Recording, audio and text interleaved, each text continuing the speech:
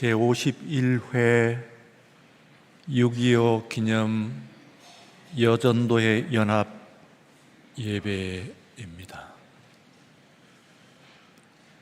6.25가 발발한 지 51년이 되었다는 뜻은 아니고 한국 기독교, 그 중에서 여성, 그 중에서도 우리 교단의 여전도회가 6.25 기념 연합 예배를 드린 지 51주년이란 뜻입니다. 6.25가 발발한 지는 75주년 되는 해라고 볼 수가 있습니다. 그러나 오늘 여전도회가 지금 나와서 이 예배를 지키는 것은 한국 교회, 한국 기독교의 성격,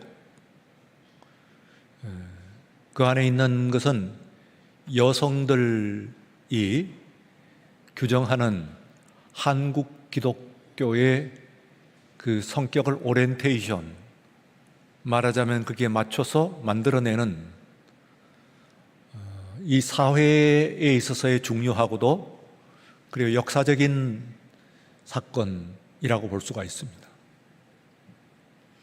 바로 세 가지, 3.1운동, 3.1 기념 예배와 6.25 그리고 후에 8.15까지 세 번의 국가의 가장 중요한 기념 예배를 우리 대한예수교 장로회 통합 여전도회가 드리기로 결의하고 드린 지가 51주년 되었다 하는 이야기입니다. 이것은 51년 전에 비로소의 그 역사 의식이 나타난 것은 아니고 이미 그 앞에 항일 운동 가운데서 여성 항일 운동사, 항쟁사, 그 중에서도 기독교 교회가 가졌던 항일 운동의 그 역사와 그리고 또한 그 정신을 그리고 신앙을 면면히 이어받는 그러므로 말미암아 우리 대한민국 사회와 세계에 한국 기독교를 알리고 그 중에서도 여전도회의 여성 크리스찬들의 그 존재를 분명히 천명하는 중요한 사건이라고 볼 수가 있습니다. 그러므로 단 한 번의 예배를 넘어서 가지고 오늘 이 시간 여러분들이 드리는 것은 이 교회 가운데서 드리는 절기뿐만 아니라 또한 한국 사회와 그리고 이 세계 가운데서 바로 여러분들의 존재를 알리고 그리고 여러분들의 신앙을 다시 한번 분명히 하는 그런 역사적이고 그리고 사회적인 오늘 순간이며 그리고 예배다, 그렇게 생각을 할 수가 있습니다. 남자들은 남자들대로 노력을 했겠지만 그러나 그 일제 때에 일본 군인들과 그리고 또 경찰들의 감시를 피해 가지고 활약하기가 그리 쉽지 않았습니다. 그 가운데서 여성들이 김마리아를 중심으로 해가지고 여성들이 결성을 하고 그리고 항일 운동에 실제적으로 전투에 참여도 하고 그리고 또한 그 네트워크를 만들었기 때문에 그와 같은 사회의 그 연계망, 교회 연계망, 그 중에서도 여성들의 연계망이 있어서 소위 우리가 말하는 그 3.1 운동도 가능했다고 볼 수가 있습니다. 여러분들이 아시는 바와 같이 3.1 운동하면 가장 먼저 떠올리는 것이 바로 그 유관순과 같은 여성이죠. 물론 남성들이 있습니다만 그러나 가장 뚜렷하게 떠오르는 인물입니다. 지나간 3.1 운동 예배 때, 3.1 기념 예배 때 제가 여러분들에게 말씀을 드린 것을 기억하실지 모르겠습니다만 우리 사회가 아직도 여성, 그 중에서도 또한 직업의 차별, 어떻게 보면 당연하기도 한 것입니다만, 그러나 안동지방을 중심으로 하고 있는 여성 기생들의 3.1 항쟁 운동이 있었어요. 만세운동. 어떤 의미에 있어서는 유관순을 중심으로 하고 있는 여성 학생들의 운동에 못지않는 그런 운동이 놀라웠게도 여성 기생들을 중심으로 해서 일어났다고 하는 것은 이 나라에서 그 여성들이 지나간 임진왜란 때의 논계의 그 정신, 이런 것들이 결코 사라지지 않고 그대로 면면이 이어져 왔다고 하는 놀라운 사실을 우리가 확인할 수 있는 중요한 대목이다. 실제로 우리가 묻었다 그렇게 생각합니다. 실제로 학생들의 운동과 조금 더 손색이 없는 그런 운동을 바로 이 가장 밑바닥에서 가장 함부로 사는 것처럼 보였던 그 사람들이 면면이 가지고 있었다고 하는 것은 우리가 숨을 죽이고 있어서 그렇지 오늘도 입을 닫고 있다고 말 안 하는 것이 아니고, 또한 걸어가지 않는다고 해서 행진하는 것이 아닌 그런 모습을 볼 수가 있습니다. 오늘 이 6.25를 그런 의미에서 기념하는 예배도 그와 같은 정신과 신앙을 면면히 우리가 이어받고, 그리고 이 사회에 천명하는 여러분들의 예배가 되는 것으로 생각합니다. 오늘 말씀은 야고보서 3장 13절부터 18절의 본문으로서 제목을 오직 위로부터 난 지혜는 하는 제목입니다. 여러분, 위로부터 난 지혜라고 하는 것은 하늘의 지혜를 이야기를 합니다. 땅으로부터, 곧 사람으로부터 난 지혜와 말하자면 구별되는 그런 지혜라고 볼 수가 있죠. 사람들이 세상에서 가지고 있는 지혜도 지혜라고 합니다. 그러나 우리 신앙은, 특별히 성경은 하늘로부터의 지혜를 이야기를 하고 있어요. 말씀하고 있습니다. 이 두 가지가 분명히 있습니다. 그리고 세상에 있는 믿음이 없는 사람들은 하늘의 지혜를 힘입지는 못하지요. 세상의 지혜도 또한 없는 것보다야 물론 낫습니다만, 그러나 우리가 세상을 살아가면서 오늘 이 시대를 바라보게 되면은 역시 모든 것들은 하늘로부터의 지혜가 있어야 개인적인 그리고 가정의 인생을 경영하고, 그리고 또한 이 사회적인 역사도 우리가 이끌어 나간다고 생각할 수가 있어요. 사람들이 지혜로워서 측량하고 그리고 생각하는 것과는 그야말로 다른 하늘의 지혜가 있어야 돼요. 사실 세상에 있는 것이 세상의 지혜로서 이루어지는 것이 하나도 없는 것처럼 보여지는 것이라고 볼 수가 있습니다. 오늘 지금 우리들도 새로운 전쟁에 휘말려 있는 세계 사회 한가운데에 있으면서 오늘 우리들은 그야말로 이 기념 예배를, 6.25 기념 예배를 그저 행사로서 드리는 사람은 오늘 이 시간에 아무도 없다, 그렇게 생각을 할 수가 있습니다.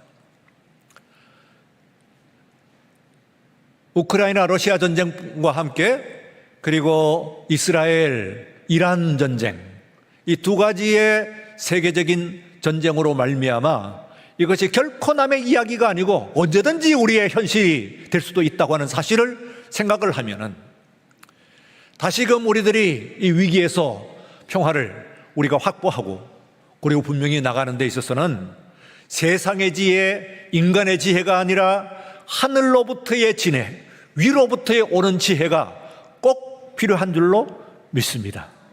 지나간 시간 가운데서 우리 기독교 여성들이 하늘로부터의 지혜로서 이 나라를 구하고, 그리고 또한 오늘까지 이르렀던 것처럼 오늘 이 시간 여러분들이 예배드리고 기도드림으로 말미암아 하늘의 지혜가 저와 여러분들 이 회중 가운데 하나님께서 내리시는 지혜가 함께 내리시고, 그 지혜와 함께 세상을 바라보며 그리고 기도하는 우리 오늘 이 예배가 되시기를 축원합니다.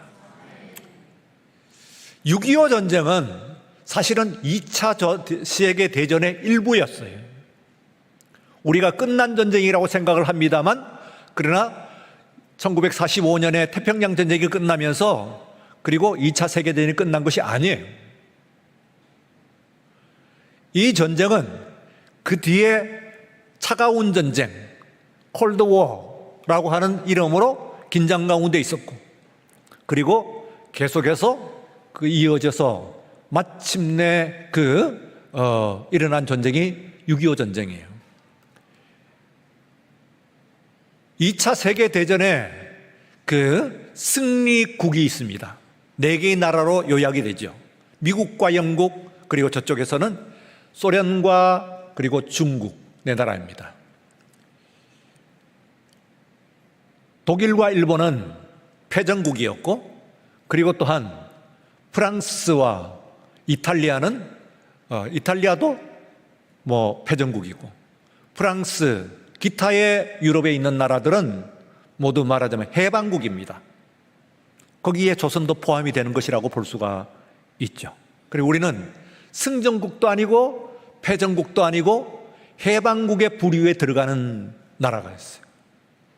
유럽의 프랑스와 함께 우리 있는데, 이 세계에서 종전을 하면서 이 4개국이 반으로 나눈 나라가 있습니다.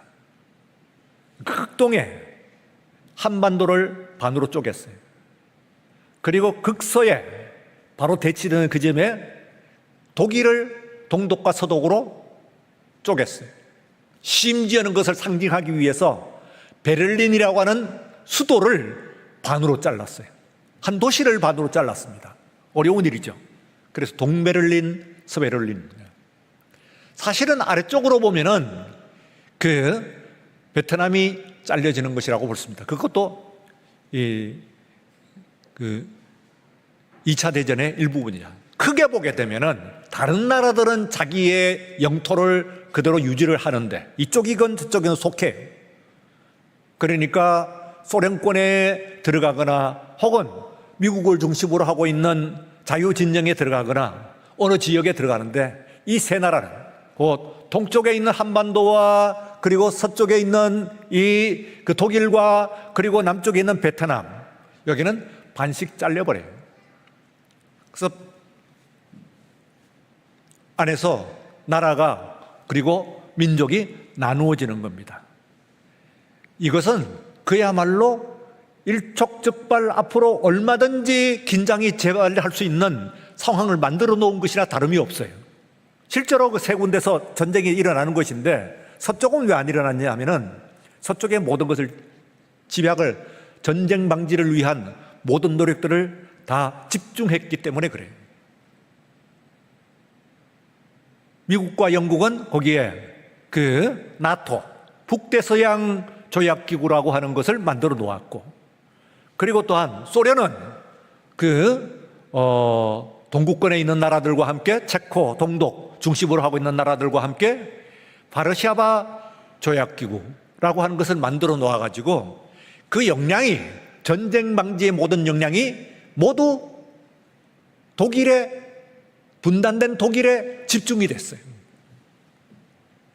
그렇기 때문에 거기에 전쟁이 가장 먼저 터져야 되겠습니다만 전쟁이 일어나지 않았어요. 그러는 사이에 1950년도에 한반도에서, 그리고 60년과 70년도에 베트남에서 이게 뚫려버린 겁니다. 사실은 세 군데 다 뚫려야 되죠. 전쟁이 일어나면. 두 군데서 전쟁이 일어난 것이니까 이 전쟁은 50년대에 한반도에 있는 6.25 전쟁과 그리고 또한 60, 70년대에 있는 이 베트남 전쟁은 말하자면은 2차 대전의 마지막 부분이라고 볼 수 있어요. 마지막 부분도 아닙니다. 아직까지 되어 있어서 지금 우크라이나 러시아 전쟁도 따지고 보면은 그 내용은 영토이기도 하고, 그리고 북대서양 조약 나토가 바로 러시아에 바로 인접을 해버리기 때문에 위기감을 느낀 것이죠. 또 반대로 이쪽도 만약에 우크라이나가 무너지게 되면은 그러면 러시아가 바로 중간에 있는 방파제가 없이 나토에 바로 들이미는 결과가 되는 것이니까 그 자체가 한 나라뿐만 아니라 전쟁이 다시 2차 대전이 말하자면 다시 이어져서 일어나는 그런 꼴이 될 수가 있기 때문에 그 유럽이 그토록 긴장을 하고 있는 것이라고 볼 수가 있습니다. 이것이 이제 사람이 막아놓은 것의 모습이에요. 어디에 하나 막아놔봐야 다른 쪽에서 터지는 거예요. 그런데 우리가 6.25를 보게 되면은 하늘로부터의 지혜가요. 하늘로부터의 지혜. 우리가 잘 알고 있는 것이긴 합니다만 6.25의 몇 가지의 놀라운 미스테리라기보다는 그 미러클이죠. 기적이라고 하는 것이 있어요. 그 불행 중에 그야말로 참혹한 참상 가운데서 하늘로부터의 우리가 생각하지 못했던 놀라운 기적들이 계속해서 몇 가지가 일어납니다. 그런 것들을 우리가 다 열거할 수는 없습니다만 한 몇 가지만 이야기를 하자면은 첫 번째는 인민군들이 단 1950년 6월 25일 새벽 3시부터 시작이 돼서 본격적으로 쳐들어온 것은 새벽 4시에서 전면적으로 내려왔어요. 그전에는 간헐적인 전투가 있었기 때문에 이게 전면전인 줄은 처음에 몰랐어요. 3시에는. 그러다가 1시간 이후인 4시에는 이것이 전면전이라고 하는 것을 알게 되었습니다. 그때 1950년 6월 25일은 주일이었어요. 그래서 많은 병사들이 휴가를 가고, 그리고 또한 미군들은 주의를 지키고, 뿐만 아니라 또한 그 육군 참모본부에 있는 그 유흥장에서 미군 고위 장교들과 그리고 한국의 장교들이 그야말로 유흥 파티를 열고 있는 그런 때였어요. 밤새 여는 거예요. 그러니까 처음 들어왔을 때는 지금까지 여러 번 들어왔던 국지전인 것으로 생각을 했다가 이게 탱크가 밀고 들어오는데 T-34라고 하는 그 탱크입니다. 242대를 몰고 왔어요. 어마어마한 숫자죠. 우리는 하나도 없어요. 그 탱크가 바로 2차 대전에 소련이 독일을 나치군을 쿠르스크라고 하는 곳에서 몰아낸, 이번에 그 우크라이나가 점령했던 그곳입니다. 거의 다 뺏겼다고 그러는데요. 바로 이 쿠르스크에서 터닝 포인트가 일어났기 때문에 이 러시아로서는, 소련으로서는, 그 러시아 사람들로서는 말하자면 쿠르스크는 너무나 중요한 거예요. 그 특별한 어떤 산업이 있거나 그런 곳은 아니지만은 바로 그곳에서 독일을 이겨낸 터닝 포인트가 일어난 곳이기 때문에 아주 중요해요. 근데 그때의 전쟁의 기본적인 성격이 탱크전이었어요. 독일에는 영어는 타이거죠. 호랑이, 티게르 탱크가 있었고, 전차가 있었고, 이쪽에서는 이 소련에서는 T-34 전차입니다. 그러니까 2차 대전에 승리한 주역이란 말이에요. 그걸 여기다 쏟아부었다는 이야기는 소련으로서는 말하자면은 이 전쟁을 그야말로 그 한 가지만 보더라도 2차 대전의 연장이라고 생각을 했다고 볼 수가 있어요.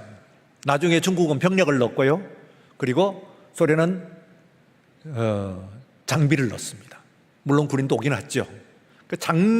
기본적으로는 장비를 넣고 무기를 넣었다는 거죠. 그래서 소련의 무기와 그리고 다시 나중에 이제 중공군의 개입으로 말미암아 이러는 군대로 말미암아 이 3년여의 고난스러운 전쟁이 일어나는 가운데서 가장 먼저 일어나는 우리가 기적이라고 이야기하는 것은 이 인민군들이 들어와 가지고 서울에 머물렀다는 거예요. 7일 혹은 10일 정도를 머물렀어요. 확실히 아무것도 하지 않고 머무른 거예요. 다리를 끊어놨다 합니다만 사실은 얼마든지 건널 수가 있었다고 그래요. 그런데 이 사람들이 서울을 점령했다고 하는 것에 너무 큰 의미를 둔 거예요. 그것이 기적이에요. 말하자면. 그 뒤에 우리는 낙동강, 이 정부가 부산으로 옮기고 그리고 낙동강에 진을 칠 수가 있는 그런 여유를 갖게 되었을 뿐만 아니라 가장 중요한 것은 6월 27일에 일어난 그 유엔의 안보리 안전보장이사회입니다. 상임 이사국 중에서 한 국가만 반대를 하면은 거부가 되는 거예요. 몇 대 몇이 아니에요. 이것은 만장일치예요. 다수결이 아니고 상임 이사국은 지금도 그래요. 그래서 거기에 보게 되면은 이 소련이 말하자면 거기에 포함이 되어 있으니까 이 사람들이 반대만 했다고 한다면 안 되는데 놀랍게도 또 기적이 일어납니다. 이 사람들이 참석을 하지 않아요. 그러므로 말미암아 이제 유엔에 참전할 수 있는 그런 기회를 가지게 된 거예요. 그 일이 일어나게 될 때는 또한 그 짧은 기간 가운데서 한국에서 이제 대한민국을 도와주세요 하는 어느 목사님의 그 간절한 청원이 있었다고 합니다. 백악관으로 바로 들어갔어요. 6.25가 발발한 그 다음날 6월 26일 날 들어갔고 그리고 27일 날 안보리에서 통과가 되면서 그야말로 유엔군이 참전하게 되는 것인데 유엔이 그와 같은 대규모로 본격적으로 참전한 유일한 경우입니다. 물론 다른 데 평화유지군으로 들어가긴 합니다만 그러나 6.25와 같은 그런 제대로 된 참전은 없는 거예요. 뺏길 수밖에 없는 그런 것을. 김일성은 어떻게 생각을 했느냐 하면 6.25에서 8.15까지 됩니다. 50일이거든요. 그런데 대한민국이 위에서 38선에서 부산까지가 500km라고 계산을 했대요. 500km. 그러면은 하루에 10km씩 가면은 그러면은 50일이면은 충분히 부산까지 완전히 점령을 한다 하고 계산을 한 거예요. 그래서 6.25가 일어나고 그 해의 8.15 기념식은 부산에서 하겠다 하고 생각을 했는데 여기서 또 기적이 일어납니다. 말하자면은 낙동강 전투에서 저도 외삼촌 한 분이 돌아가시는데요. 낙동강 전투에서 그 육군 소령으로 나중에 추서되기는 중령으로 추서되셨습니다만 그곳에서 전사를 하셔요. 지금 동작구에 묻혀 계시죠. 그러니까 그때에 이제 아마 전장 중이지만은 또 조금 혼란했나 봐요. 저희 외조모께서 아들을 시신을 찾으러 낙동강 강변에 전투가 벌어지고 있는 한가운데 가셨다는 거예요. 그러니까 정신이 없는 것이 총알이 빗발치는 그 전장터에 이 아들의 시신을 찾기 위해가 시신을 못 찾은 거예요. 사망 통지서만 오고 찾기 위해 가지고 가니까 할머니께서 저한테 그때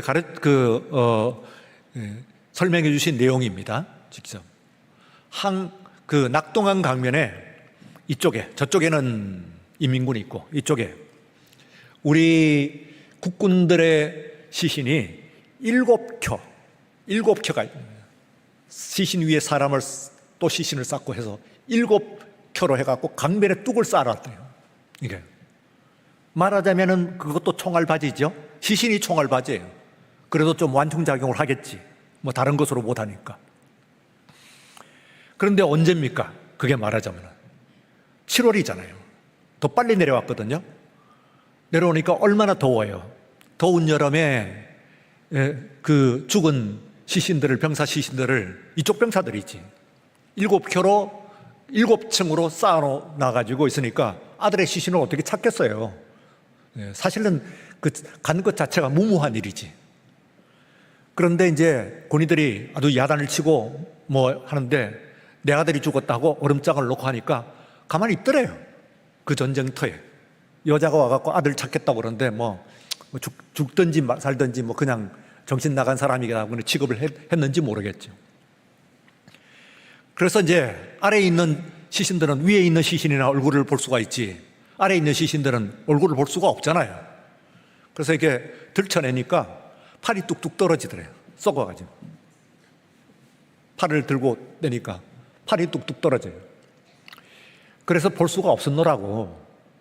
그래서 하루 이틀 아마 고생을 하시다가 도로 돌아오셨다고 하는 이야기 같아요. 참혹하죠. 그야말로 20살의 젊은이들 아닙니까? 거기에 있는 그 병사들이 어린 아이들이죠. 뭐 청년이라고 하기도 못한 어린 아이들이죠. 몰살을 당해가지고 낙동강 강면 전체에다가 7켜로 쌓아놓은 그런 엄청난 희생 위에서 오늘 우리들의 이게 있으니까 순국선열이라고 이야기할 때 우리가 그냥 하면 안 됩니다. 정말 그들에게 그 고마워하고 그리고 우리의 존재를 가능케 한 그런 사람들이다 하는 것을 우리가 알아야 돼요. 그 가운데서 두 가지 이정반 또 여러분들에게 좀 같이 나누고 말씀을 마칠까 합니다. 하나는 왜 하루에 10km보다도 더 빠른 그야말로 그 뛰어가는 속도로 남침을 하던 그런 그 인민군들이 낙동강을 뚫지 못했나. 그 낙동강을 못 뚫으면서 시간을 끌면서 인천 상륙작전이 7월에 이루어지는 거거든요. 그러니까 왜 이걸 못했냐 하면 두 가지를 이야기를 합니다. 하나는 미군들의 특별히 공군력, 비대칭 전력이라고 그러는데 인민군들의 탱크는 그건 아무것도 못하죠. 지금은 이제 공중을 좀 방어하는 시스템이 있는데 요즘 그 탱크들은. 근데 그 당시는 이거는 앞만 보지 위는 눈 먼 것과 똑같아. 그러니까 위에서 헬기만 있어도 얼마든지 파괴할 수 있는 것이 그 전차니까 제공권을 완전히 장악당했어요. 지금 그 이란처럼. 이란이 지금 제공권을 완전히 장악해가지고 수도인 테헤란의 상공에서 유유히 표적 폭격을 하잖아요. 표적 딱 해가지고 사람이건 건물이건 표적 그냥 때리는 것도 아니거든. 그건 여유를 가지고 마음 먹고 때린다는 거거든요. 제공권을 장악당했습니다. 하늘을 내준 거죠. 마찬가지로 미군들이 이제 날아와가지고 오키나와 여기서 그냥 날아와가지고는 때리는데 여기에 대해가지고는 아무것도 할 수가 없어요. 프로펠러 배양기밖에 없는 그런 상태에 있는 그 인민군들이 뭘 할 수가 있겠어요? 아무것도 못하지. 그래서 미국 공군의 개입과 함께 또 하나가 있습니다.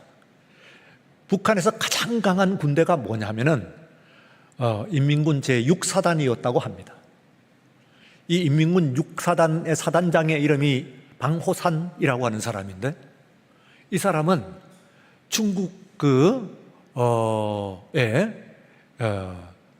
군대의 장교였어요.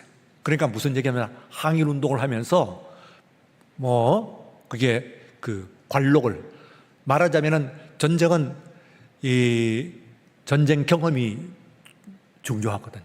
우리도 좀 있긴 합니다만 우리가 지금 그 북한이 러시아 전쟁에 참전하는 전쟁 경험을 제일 무서워하잖아요. 지금 물론 거기서 기술도 받고 합니다만 그러나 제일 무서운 것은 그 사람들이 전쟁 경험을 해버린 거거든. 지금 전투 경험이라고 하는 것은 굉장히 중요해요.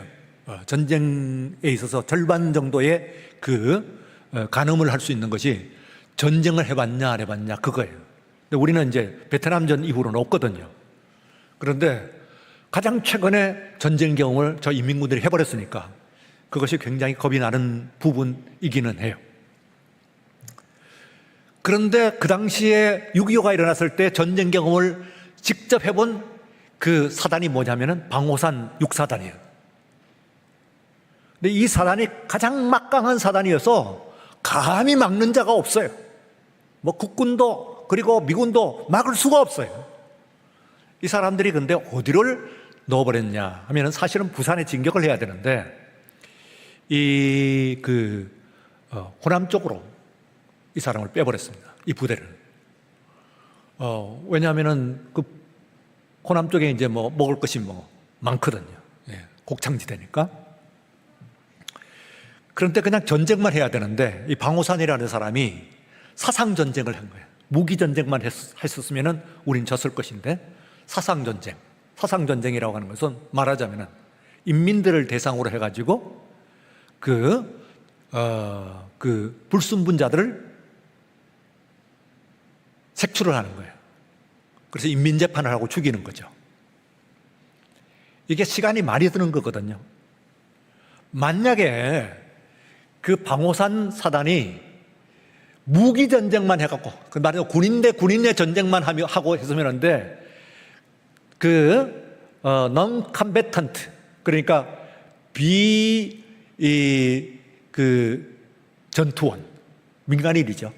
민간인을 상대로 한 전쟁을 하는 바람에 한 달을 날려버렸다고 그렇게 생각합니다. 지금 한 달. 그러니까 한 달이 날아갔으니까 어떻게 되겠어요?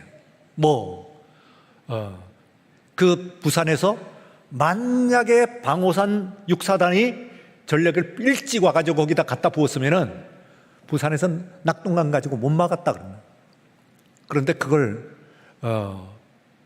인민군들의 주력, 가장 최고 전력을 가지고 있는 이 전력이 호남 쪽에 머물러 버리고, 그리고 그곳에서 시간을 낭비하는 사이에 물론 많은 그 민간인들이 희생이 됐습니다. 그 중에서 기독교의 희생이 엄청난 기독교의. 그때의 김일성 그리고 인민군들이 이 나라를 정복하기 위한 제1주적, 이게 누구냐면 바로 기독교인이에요. 교회를 없애고 목사 장로를 없애는 거예요. 바로 우리도 조경기 장로님이 희생되잖아요. 목사님 왜 안 계시는데 그때 목사님이 안 계셨어요. 우리 교회. 그래서 조경기 장로님이 희생을 당하시는 거예요. 자, 그 외에 이제 오늘 여기까지 합니다. 시간이 가니까 이렇게 말하자면 기적이라고 하는 것이 있는데, 여러분들이 기적이라고 하는 것은 사람이 의도해갖고 만들어내는 것이 아닙니다. 하늘로부터 내려오는 것이죠. 그러므로 오늘 이 시간도 간당간당하죠. 우리들이 얼마나 위험한 상황에 있어요. 지금 이스라엘이 이란을 치면서 명분이 뭐예요?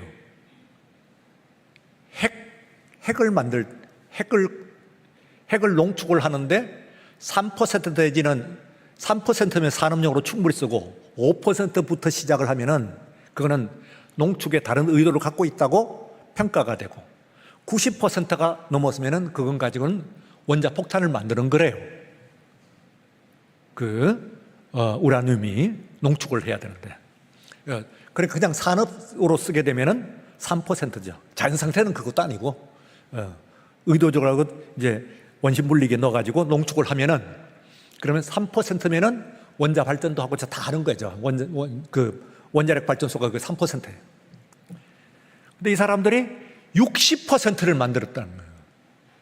10개 내지는 15개 핵폭탄을 만들 수 있는 양을 60%를 농축했어요. 5% 이상만 되면 그때는 다른 의도, 곧 전쟁하겠다는 뜻이에요. 원자탄 만들겠다는 뜻인데, 물론 원자탄 만드는 90% 이상 농축돼야 되지만 60%는 만들 이유가 없는 것이지. 그러니까 그만두라고 해도 계속 농축을 하는 거예요. 거기까지. 그래서 이스라엘로서는 불안했겠죠. 만약에 저 북한이 교과서일 겁니다. 예? 북한을 봤으니까. 그전에는 거짓말 하든지 무슨 이유를 댔든지 했는데 딱 가지고 있는 데는 얼굴이 바뀌잖아요. 그냥 안 둬. 이러니까 천하의 세계 제1국인 그 미국도 친하게 지내자. 그러잖아요. 너 아주 똑똑하고 좋은 친구다. 그 얘기하는 게 다른 이유겠어요? 딱 핵가진 것 때문이지. 이란이 그 꼴이 나는 거예요. 교과서가 나오니까 이란은 이란대로 북한처럼. 그리고 또한 이스라엘은 혹은 미국은 혹은 나토는 그대로 북한처럼 안 되게 만들기 위해서는 이거 때리는 수밖에 없다. 이게 이제 말하자면은 여러 가지로 설명을 합니다만 핵심입니다. 제가 지금 말씀드리는 것이 그저 지금 일어나고 있는 전쟁의 핵심이에요. 핵은 못 갖게 하겠다. 그런 얘기예요. 자, 그런데 우리들이 이런 가운데서 우리가 얼마나 위험한 가운데 있는 거예요. 우리는 100기 이상의 지금 이라는 그거 이번에 100% 90% 이상 농축했으면 10개 만든다고 그러는데 북한은 최소 100개, 추정하기에는 150기라고 그러네요. 내지는 200기도 넘을 수도 있다고 이야기하는데 그것도 비밀이기 때문에 함부로 얘기 안 하겠죠. 그러나 아무리 적게 잡아도 150은 된다. 150발의 핵폭탄을 가지고 있는 거예요. 무서운 이야기죠. 이러니 미국도 절절 맬 수밖에. 그래서 이런 과정 가운데서 우리는 우리 힘으로는 못 됩니다. 다시 말하면 사람의 힘으로는 우리는 막아낼 수가 없어요. 하나님의 힘으로 하늘로부터 내려오는 하늘로서의 지혜로서 우리를 보호해 주실 줄로 믿습니다. 그러니 우리는 기도할 수밖에 없어요. 예배 드릴 수밖에 없어요. 오늘 이 예배가 그러므로 전쟁을 방지하고 우리를 평화와 그리고 번영으로 인도하는 그런 귀한 예배가 되실 줄로 믿습니다. 기도하겠습니다. 하나님 아버지, 우리 사람으로부터 세상의 지혜도 필요합니다만 오늘 우리에게 필요한 것은 위로부터 난 지혜인 줄로 믿습니다. 지난 시간 가운데서 기적으로 우리를 구하신 우리 하나님 아버지, 오늘도 우리를 구하여 주시고 이 나라가 나을 방해를 예배 가운데 우리에게 일러 주시옵소서. 예수님 이름으로 기도리옵나이다. 아멘.